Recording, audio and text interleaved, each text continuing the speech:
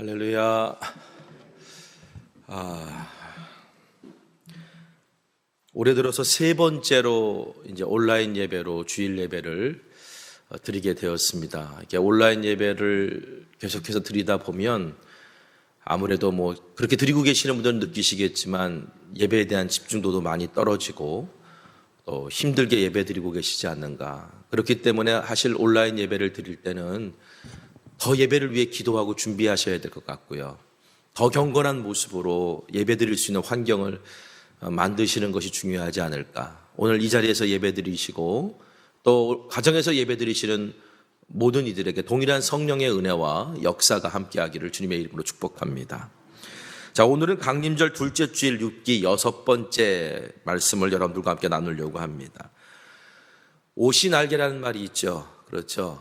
좋은 옷을 입으면 왠지 그 사람이 더 돋보이게 되는 것 같고요.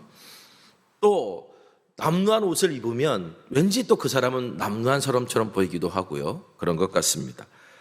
때로는 어떤 상황에 따라 격식에 맞춰서 옷을 입어야 될 때도 있고요. 또 예전처럼 옷으로 나의 신분을 나타내야 될 때도 있습니다. 그래서 어떻게 보면 어떤 옷을 입느냐, 이게 중요할 때가 있더라고요. 오늘 성경에 보니까 나오미가 룻에게 이렇게 말합니다. 자, 우리 3절 말씀을 다시 한번 읽어보겠습니다. 3절 시작.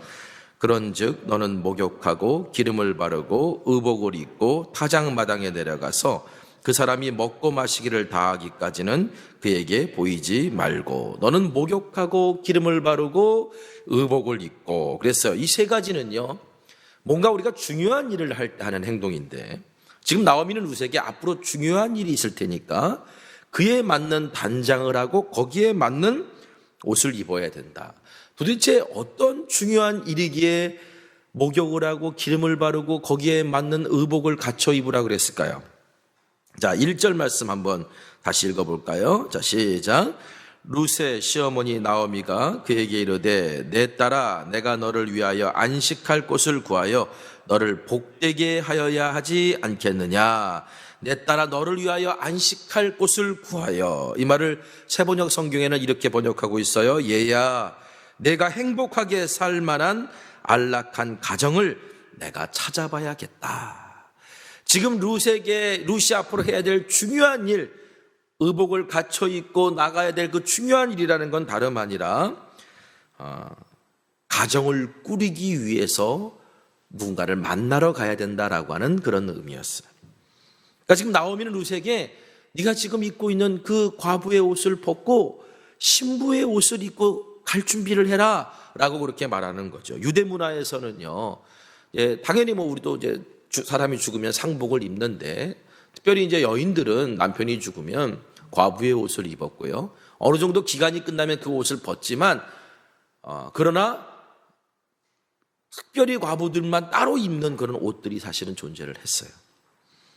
그러니까 지금 본문에서 나오미는 뭐라고 말한 거냐면 룻에게 너 이제 슬픔의 과부의 옷은 벗어버리고 신부가 입는 기쁨의 옷을 입을 때가 됐다라고 말하는 거예요. 자, 여러분, 마찬가지로 그리스도인들이란 누굽니까? 그리스도인은 바로 그리스도, 신랑 대신 그리스도를 기다리는 신부 아닙니까? 그러므로 오늘 우리가 신랑이신 그리스도를 맞이하기 위해서는 그에 합당한 옷을 입고 있어야 된다는 거죠. 이 옷이 무엇인지, 어떤 것인지를 오늘 말씀을 통해 좀 함께 깨달아 봤으면 좋겠습니다. 지난 시간 나오미가 룻에게 보아스라는 이름을 듣자마자 포기했던 꿈을 다시 꾸기 시작했다라고 말씀드렸어요. 보리와 밀을 타작하는 7주 기간 동안 아마 나오미는 그것을 놓고 기도했을 거예요. 보아스가 기업 무르는 자 우리 가문의 고엘이 되어주게 해주십시오. 아마 나오미가 이런 기도를 드리고 있지 않았을까. 그리고 이제 추수가 끝나고 타작할 날이 다가왔을 때 나오미는 며느리 룻에게 자기가 꿈꾸고 있었던 게 뭔지를 이제 알려줘요. 그게 뭐냐? 룻이 가정을 꾸리고 결혼하는 겁니다. 그러면서 조심스럽게 신랑감이 누군지를 소개해 주는데, 자, 2절 말씀 한번 같이 읽어보겠습니다. 자, 시작. 내가 함께 하던 하녀들을 둔 보아스는 우리의 친족이 아니냐. 보라, 그가 오늘 밤에 타작마당에서 보리를 따블리라. 보아스는 우리의 친족이 아니냐. 지금 나오미가 룻에게 소개하는 신랑감은 7주 동안 밭에서 룻을 선대해줬고 헤세드를 베풀어줬던 바로 이 보아스였다는 거예요. 자, 그런데 문제는 룻과 보아스가 결혼하기에는 차이 나는 게 많았어요. 가장 먼저는 신분의 차이였습니다. 룻은 모압 출신의 아주 비천한 과부였고요. 보아스는 베들레헴에서 가장 유력했던 그런 사람이었습니다. 둘이 만나서 뭔가 결혼이 성사되기가 사실 쉽지 않았다는 얘기죠. 또 차이 나는 게 있었어요. 뭘까요? 뭐가 차이 났을까요? 나이 차이가 났어요. 나이 차이. 룻의 나이는 당시에는 아마도 10대 후반이나 많아야 20대 정도 20살 정도 되지 않았을까 이렇게 추측해 볼 수 있는데, 보아스는요 몇 살 정도 됐을 것 같아요? 보아스가 룻을 만나서 룻에게 룻을 부르는 호칭이 있습니다. 뭐라고 불렀습니까? 딸아, 이렇게 불렀어요. 그러니까 딸뻘이라는 얘기예요. 딸뻘. 실제로 보아스는 그 룻의 시아버지 엘리멜렉의 친족이고 그 나이 또래 되지 않았을까 이렇게 추측을 해보게 돼요. 아마 그래서 나오미가 룻에게 조심스럽게 보아스, 신랑감은 보아스야 이렇게 말한 게 아닐까. 근데 여러분, 룻이 이 결혼 상대로 보아스를 동의한다 할지라도 중요한 건 뭐예요? 보아스가 그걸 받아들여야 되는 거 아니에요.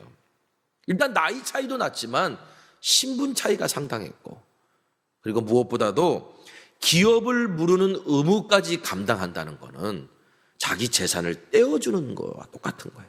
자기 재산의 손해와 희생을 감수해야 되는 일이었기 때문에 생각보다 쉬운 일이 아니었습니다. 제가 지난 시간에 이런 말씀 드렸어요. 기업 무름이라고 한다는 것은 아무나 할 수 있는 게 아니라 자격이 있어야 되고, 자격이 있어도 순위가 돼야 되고, 그리고 능력이 있어야 되고 의지가 있어야 된다고 말씀드렸어요.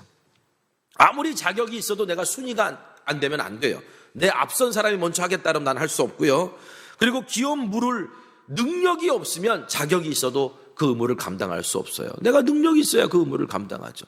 자, 그런데 자격이 되고 능력도 돼도 저는 그 기업 물을 의사가 없습니다 라고 얘기하면 그걸 할 수가 없었어요. 여러분, 그런데 이렇게 기업 물음의 조건이 까다로웠는데 이 조건을 맞춘다는 게 생각보다 쉽지 않습니다. 아무리 하나님의 명령이라 할지라도 말이죠.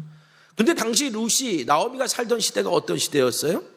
하나님의 말씀을 듣고자 하고 하나님의 말씀에 순종하려고 했던 사람들을 찾아보기가 정말 힘들었던 사사시대였단 말이에요. 그런데 나오미는요, 룻이 보아스라는 얘기를 꺼내자, 내가 지금까지 포기하고 있었던, 이 방법은 도저히 안 되라고 포기하고 있었던 기업 물음이 가능하겠구나라고 하는 꿈을 꾸기 시작했던 거예요.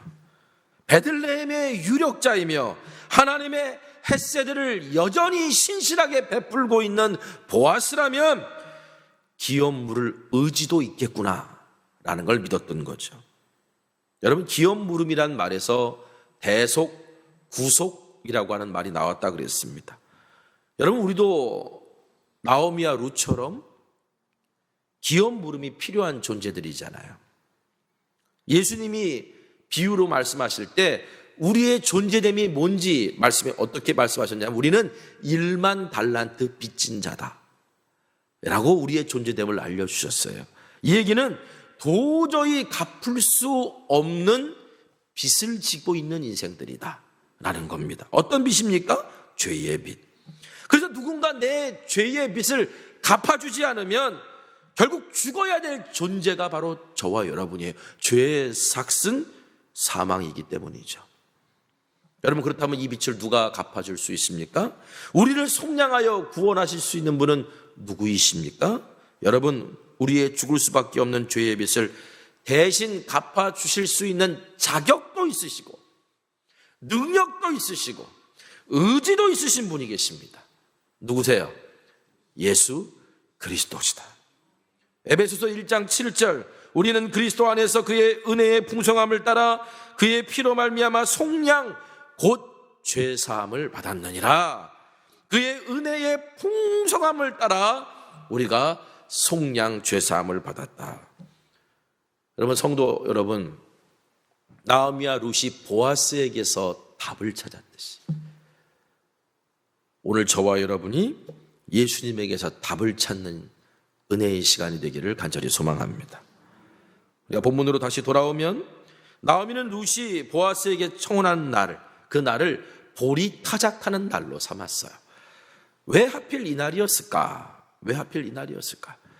자, 2절 하반절에 보니까 보라, 그가 오늘 밤에 타작마당에서 보리를 따블리라. 보라, 제가 예전에도 한번 설명드렸는데 히브리어로는 이게 힌내, 감탄사에 가까운 동사예요. 그러니까 뭔가 강조할 때 쓰는 동사인데 바로 오늘이 그날이다라는 거예요. 오늘 밤이 그날이다. 그 이유가 뭘까요? 7주 동안 지금 룻은요 보아스의 밭에서 이삭을 주었고 보아스의 배려로 점심 식사 때는 또 보아스와 함께 앉아서 식사를 나눴을 거예요. 7주 동안 아주 행복한 시간을 보냈어요. 근데 여러분 이제 타작을 다 해요. 그러면 이제 보리 추수할 날이 끝나잖아요. 그렇죠? 이삭 줍는 것도 끝나잖아요. 그러면 이제 룻이 보아스를 만날 수 있는, 자연스럽게 만날 수 있는 기회가 사라지게 되는 거예요. 그러니까 이제는 보아스를 만나서 자연스럽게 청혼을 할 수 있고 보아스에게 자연스럽게 은혜를 입을 수 있는 그런 시간이 이제 오늘 밤이면 끝나는 거예요. 끝나는 거예요. 그래서 나오미가 간절한 마음을 갖고 7주 동안 기도했던 거고, 그리고 보통 이제 타작마당에는 주인이 나와 봐요. 그리고 엄청난 잔치가 열립니다. 마을 잔치가 열리고요. 그리고 타작하고 난 다음에는 누가 훔쳐갈까봐 하인들과 함께 그 주인이 그 밭에서 같이 자요. 이걸 다 알고 있었던 거죠, 나오미가. 그래서 오늘 밤이 바로 그 디데이다. 그러면서 어떻게 할지 룻에게 방법까지 알려줍니다. 자, 4절 전반절 보니까 그가 누울 때에 너는 그가 눕는 곳을 알았다가 들어가서 그의 발치 이불을 들고 거기 누우라. 타작마당에서 이제 타작이 다 끝나고 난 다음에 음식을 먹고 뭐 술도 취했을 거고 뭐 여러 가지 상황들이 있을 겁니다. 그래서 이제 서로 잠들 때 가만히 숨어 있다가 보아스가 어디서 자는지를 보고 그리고 조용히 가서 그 발치에 누워라는 얘기는 그 옆에 누우라는 얘기거든요. 그 옆에 조용히 누워라. 근데 여러분 이게 상당히 위험한 행동입니다. 그렇죠? 만약 누군가 그 장면을 보기라도 하면 어떡해요? 정숙하지 못한 여인이다라고 소문나서 아마 베들레헴에서 쫓겨날 수도 있는 노릇이고, 보아스가 만일 청혼을 거절했어요.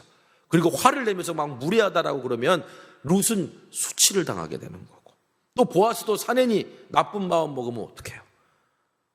또 당시 이 타작마당에서는요 막 광란의 잔치가 벌어지기도 했대요. 당시 사사시대였으니까 더군다나 그랬을 가능성도 있죠.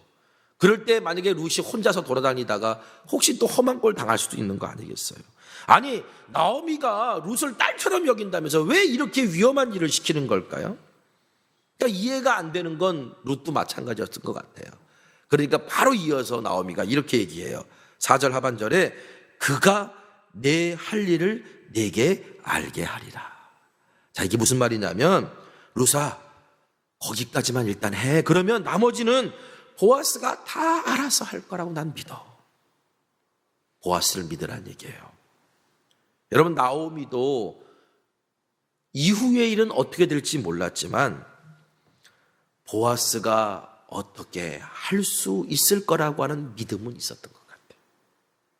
그 믿음은 보아스라고 하는 한 사람의 신앙에 대한, 성품에 대한 신뢰이기도 했지만 보아스를 통해서 하나님이 일하고 계신다라고 하는 그 믿음이 있었기 때문에. 요즘 우리 안에 어려운 일들이 조금씩 생기는데 그 어려운 일들을 통해서 제가 믿음을 갖게 돼요. 왜냐하면 그 어려움들을 하나하나 자연스럽게 풀려가는 걸 보면서 하나님이 지금 우리와 함께하고 계시는구나. 그리고 하나님이 지금 우리를 통해서 이 일을 지금 뭔가 계획하시고 이루시고 계시는구나. 뭐 이런 믿음이 막 생기네요. 그러니까 그러니까 이 어려운 일이 닥쳐도 약간 곤란한 일이 겪어도 오히려 하나님에 대한 신뢰와 믿음이 생기는 기회가 되니 얼마나 큰 은혜입니까? 그렇죠? 여러분, 우리는 모르지만 주님께는 방법이 있어요. 우리는 모르지만 주님께는 길이 있어요. 여러분, 믿음이라는 건 바로 이처럼 하나님을 신뢰해서 가는 게 믿음인 거예요. 근데 그 믿음이 나오미에게만 있었던 것이 아니라 룻에게도 있었습니다. 자, 5절 6절 한번 같이 읽어보겠습니다. 시작. 시어머니에게 이르되 어머니의 말씀대로 내가 다 행하리이다 하니라. 그가 타작마당으로 내려가서 시어머니의 명령대로 다 하니라. 어머니의 말씀대로 내가 다 할게요 라고 말해놓고 어떻게 해요? 진짜 타작마당으로 내려가서 그렇게 다 했다라는 거예요. 얼마나 귀한 믿음입니까? 들은 대로 다 행하는 믿음. 여러분, 우리는 나오미와 룻을 통해서 이 믿음이 뭔지를 배워야 돼요. 믿음은 하나님을 신뢰하고 모험을 감수하는 게 믿음입니다. 길을 알고 가는 것이 아니라 하나님이 길이 있다 말씀하시니 신뢰하고 가는 것이 믿음입니다. 자, 룻이 나오미의 말대로 순종했어요. 그래서 보리 타작이 끝난 후에 밤중에 몰래 타작마당 한쪽에서 자고 있는 보아스 옆에 가서 누웠습니다. 여러분, 자다 보니까 누가 내 옆에 누워있으면 인기척이 느껴지잖아요. 그렇죠? 눈을 딱 떴는데 뭐 깜깜해서 누군지는 안 보이는데 웬 여인이 딱 누워있으면 얼마나 깜짝 놀랐겠어요. 깜짝 놀라가지고 누구야? 라고 물었어요.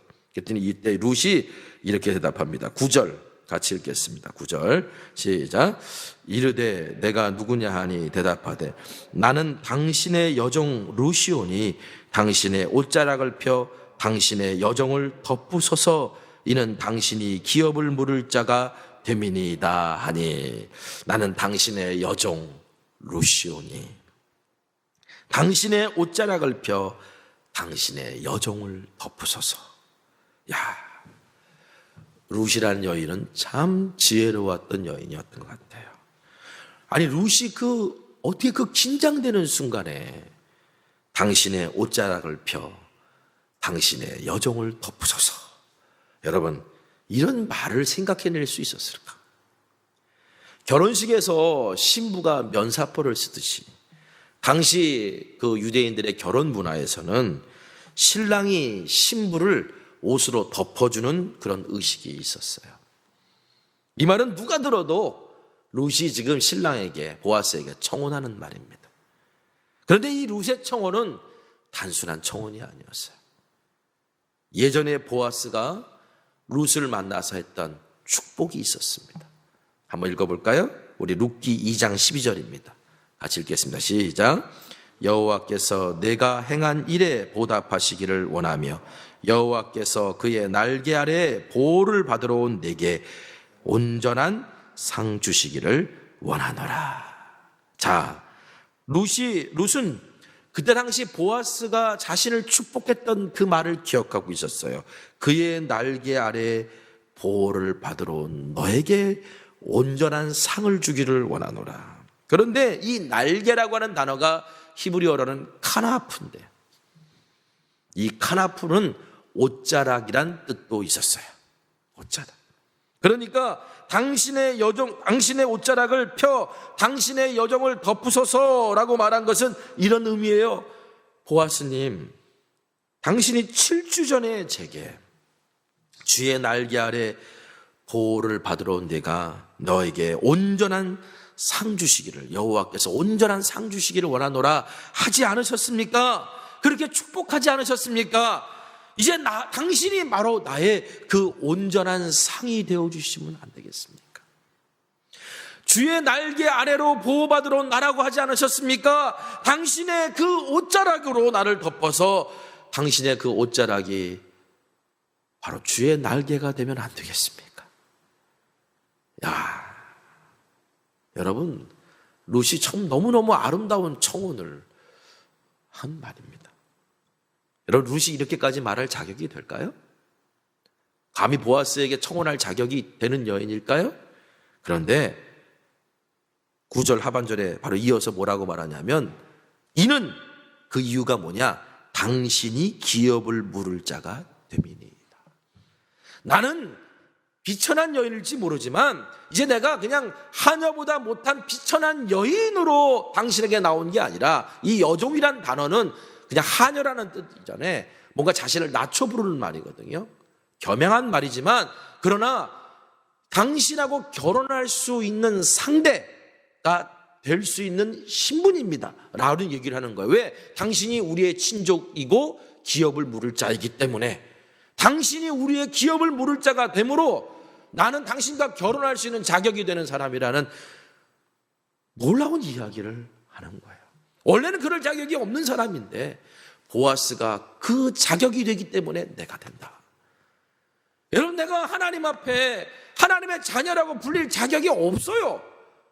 그렇죠? 근데 누구 때문에 자격이 생긴 거예요? 예수님 때문에. 예수님 때문에 우리가 하나님의 자녀가 될 수 있다라고 하는 자격이 생긴 거잖아요. 지금 룻은 그 하나님의 헤세드 앞에서 놀라운 신앙 고백을 하고 있는 거예요. 여러분, 앞서 말했듯이 룻이 보아스에게 기업 물음을 요구한 것은 단순히 그냥 내가 편안한 삶을 살겠다라고 말한 것이 아니라 죽은 남편의 집안의 명예를 회복하고, 그리고 시어머니 나오미에게 약속했던 게 있잖아요. 내가 당신을 붙잡겠다, 떠나지 않겠다라고 약속했던 그 약속을 지키는 방편으로 기업 물음을 요구한 거거든요. 그냥 청혼만 해도 받아줄까 말까인데 아예 부담을 왕창 주는 거예요. 기업을 물으셔야 된다고, 우리 집안도 살려주셔야 되고 내 시어머니도 책임지셔야 된다고, 그렇게 아예 부담까지 왕창 줍니다.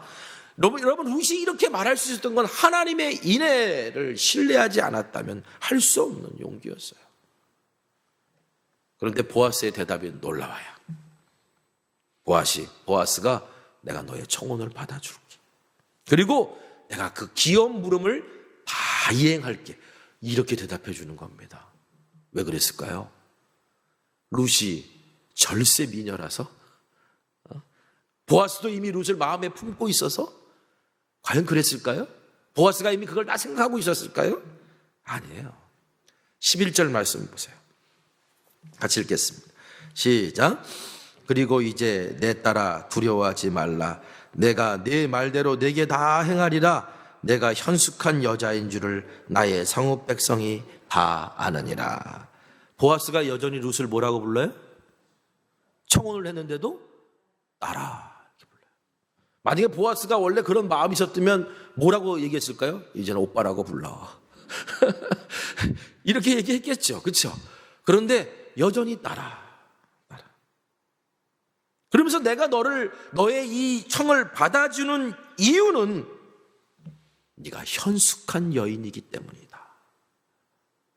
현숙한 여인.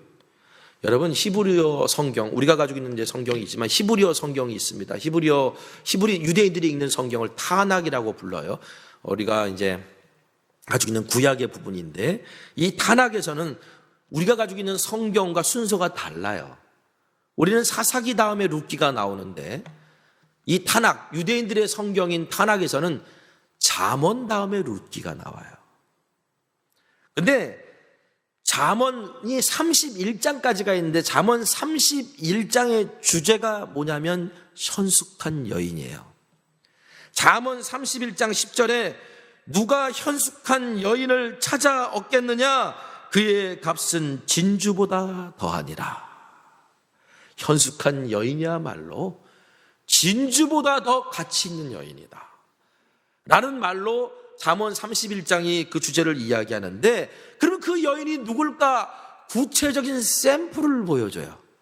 그게 누구예요? 룻이라는 거예요. 룻이라는 거예요. 그렇다면 현숙한 여인은 어떤 사람이라는 얘기예요? 룻을 보면 안다는 거예요. 바로 하나님의 헤세드를 신뢰하고 하나님의 헤세드를 실천하는 사람, 그 사람이 바로 현숙한 여인이다. 베들레헴에서 가장 비천한 여인이었던 룻이 베들레헴에서 가장 유력했던 사람 보아스와 결혼할 수 있는 신분을 갖출 수 있었던 것, 다시 말하면 보아스의 신부가 될 수 있는 옷을 입을 수 있었던 것은 룻이 현숙한 여인이었기 때문이다. 실제로 보아스가 내가 너의 청을 들어준 이유가 바로 이거라고 얘기하잖아요. 10절 읽어보겠습니다. 10절. 자, 시작. 그가 이르되 내 딸아 여호와께서 내게 복 주시기를 원하노라. 내가 가난하건 부하건 젊은 자를 따르지 아니하였으니 내가 베푼 인애가 처음보다 나중이 더하니라. 자, 내가 베푼 인애가 처음보다 나중이 더한다. 인애라는 말이 헤세드잖아요. 그런데 뭐라고 말하냐면 내가 가난하건 부하건 젊은 자를 따르지 않았다. 이 말은 룻이 청혼 결혼 상대를 찾는데 자신의 정욕을 따르지 않았다라는 거예요. 자기는 젊잖아요. 그러니까 얼마든지 젊은 남자에게 다시 시집갈 수도 있었어요. 만일 룻이 그런 마음이 있었다면 베들레헴까지 오지도 않았죠. 그렇죠? 너 가서 돌아가서 너희들 가족, 너희들 사람들하고 너희 민족 사람들하고 결혼해서 살림을 꾸리고 행복하게 살아. 이미 나오미가 룻을 보내려고 했는데 아닙니다 어머니 하나님이 나의 하나님이고 나는 어머니를 떠나지 않겠습니다. 그리고 따라왔던 여인이잖아요. 그게 뭐냐? 헤세드예요. 처음 했던 헤세드. 다시 말하면 모든 걸 다 잃었잖아요. 나오미는 남편도 있고 두 아들도 있고 다 잃었던 그 텅 빈 나오미를 그냥 돌려보낼 수 없었던 룻이 그 나오미를 긍휼히 여겨서 인애를 베풀었던 것, 보아스는 그거를 헤세드라고 불러요. 그런데 보아스가 청혼을 또 받아들이는 이유 중에 하나가 내가 베푼 인애가 처음보다 나중에 더하다. 나중에 뭐냐면 지금 하고 있는 이 행위가 더하다라는 거예요. 그런데 네가 지금 기업 부름을 위해서 나같이 나이 많은 사람에게 청혼을 하다니. 정욕을 따르지 아니하고 시어머니 나오미의 아니와 네 죽은 남편 말론의 집안을 회복하기 위해서 나에게 청혼을 하다니. 네 나중 이 헤세드가 훨씬 더 귀하다. 여러분, 헤세드는 베풀지 않아도 될 사랑과 자비를 솔선수범하여 베푸는 게 이게 헤세드거든요. 굳이 사랑하지 않아도 되는데 사랑해 주는 거, 굳이 긍휼하지 않아도 되는데 긍휼해 주는 거. 하나님이 그래서 우리를 그렇게 사랑해 주셨잖아요. 그것을 가지고 이웃을 사랑하고 누군가를 사랑해 주는 게 이게 헤세드라는 거예요. 여러분, 지금 보아스가 룻의 청혼을 받아들인 거는 다른 게 아니에요. 바로 이 룻에게 현숙한 여인의 향기가 났고 그 향기가 보아스의 마음을 움직인 거예요. 오늘 우리에게 바로 이 향기가 날 수 있다면, 오늘 우리에게 이 그리스도의 향기가 날 수 있다면 세상을 움직일 수 있을 줄 믿습니다. 룻은 신부에 합당한 옷을 입고 믿음으로 보아스에게 나갔습니다. 마찬가지로 우리도 그리스도의 신부가 되려면 그에 맞는 옷을 입어야 돼요. 갈라디아서 3장 27절 읽어볼까요? 시작. 누구든지 그리스도와 합하기 위하여 세례를 받은 자는 그리스도로 옷 입었느니라. 내가 예수를 믿고 세례를 받는 자가 되었다면 이제 우리가 그리스도로 옷 입은 사람이 된 거다. 그렇다면 그리스도로 옷 입는다는 게 뭘까? 그리스도로 옷 입을 수 있는 방법은 뭘까? 여러분, 지금부터 제가 여러분들에게 세상에서 가장 아름다운 옷을 파는 그런 옷가게를 하나 소개해 드리겠습니다. 주소도 알려드릴게요. 놀라운 건 여기 가면 공짜로 줘요. 공짜로. 잘 받아 적으세요. 첫 번째 옷가게 주소는 성경시 신약구 로마로 13길 14번지입니다. 거기선 이런 옷을 팝니다. 로마서 13장 14절 읽어볼까요? 시작. 오직 주 예수 그리스도로 옷 입고 정욕을 위하여 육신의 일을 도모하지 말라. 정욕을 위하여 육신의 일을 도모하지 않는 삶, 이게 바로 그리스도의 옷 입은 자의 삶의 모습이다. 두 번째 옷가게는요, 신약구 성경시 신약구 골로새로 3길 12번지 골로새서 3장 12절 우리 같이 읽어볼까요? 자, 시작.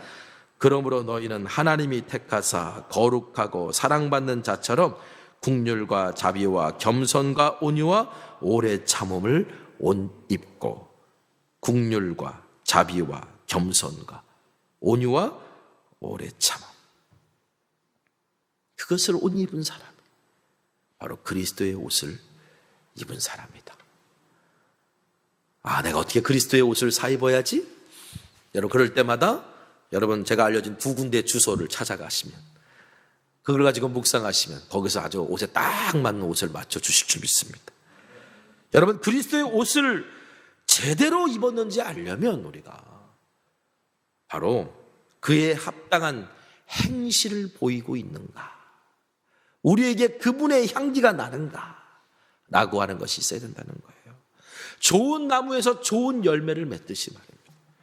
물론 선행이라고 하는 것은, 드러난 열매라는 건 구원의 조건은 아니에요. 그런데 내가 구원받은 사람이라고 한다면 바로 그 열매, 그 선행이, 그 헤세드가 우리의 삶에서 나와야 되는 건 당연한 거예요. 근데 여러분, 신부가 아무리 아름다운 옷을 갖춰 입었다고 합시다. 여러 가지로 막 아름다운 옷을 갖춰 입었어요. 그런데 신랑이 마지막에 옷자락으로 싹 덮어주지 않으면 결혼이 성사가 안 되는 거예요. 내가 아무리 아름답고 아무리 아름다운 옷을 입고 있어도 결혼이 성사되려면 신랑이 옷자락으로 덮어줘야 돼요. 마찬가지로 우리가 그리스도의 신부에 합당한 아름다운 옷을 입으려고 노력하기 이전에 오늘 우리가 구해야 될 것은 주의 날개로 덮어주시는 은혜를 구해야 된다. 은혜. 은혜가 있어야 오늘 우리가 진정한 향기가 나는 거예요. 은혜가 있어야, 그래야 오늘 우리가 진정한 그리스도인의 옷을 입고 살아갈 수 있는 거예요. 그리스도의 오심을 기다리는 강림절 둘째 주일, 오늘 말씀을 통해서 저와 여러분이 아름다운 그리스도의 신부로 옷 입는 시간이 되기를 간절히 소망합니다. 그리고 신랑 되신 주님을 맞이하는 준비를 하고 주님의 은혜를 구하고 오늘 세상에 바로 그 그리스도의 향기를 발할 수 있는 오늘 저와 여러분 되시기를 간절히 부탁합니다. 기도하겠습니다. 오늘 말씀